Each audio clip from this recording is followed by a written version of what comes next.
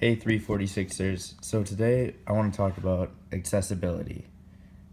I want to give a broad definition of the term and then dive deeper into exactly what it is and some key parts of accessibility. Now, a quick Google search of accessibility will give you a definition of providing access or capable of being used or seen. Now, these definitions are very broad, so I want to dive a little deeper and explain some main parts of accessibility. In the early days of the internet, it was a belief that everyone would be able to access the internet equally. However, today we know that this is not the case. This line represents the digital divide where people on the top have access to the internet and people on the bottom are unable to access the internet. Now, Elizabeth Alcester breaks down accessibility with two different versions of disability. One, the medical model, and the other, the social model.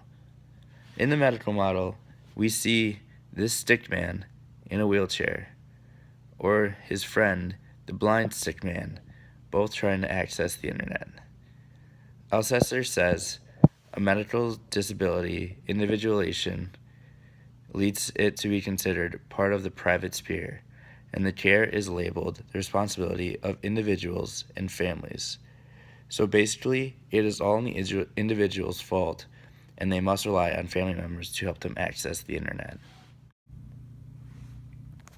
Now, the social model of disability argues that while people may have individual differences, such as different physical disabilities, these are only disabling in the context of a society that is unprepared for them.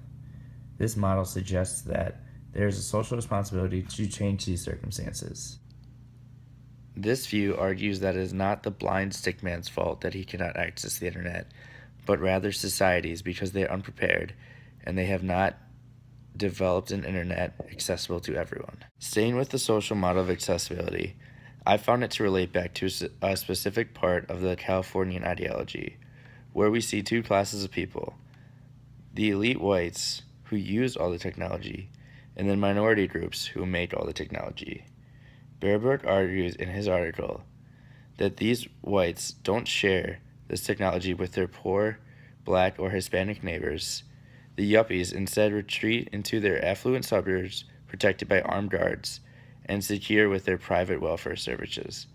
This is another example of accessibility being denied, where one group of people have full access, but the other group of people have limited access because of social constraints. Moving back to Alcester, I find the concept of universal design to be extremely important to accessibility. Universal design is where design puts the experience of the users at the center of the design process. We can see here that products should be flexible, where a wide range of people with different disabilities can use them. Similar to this is the concept of variation.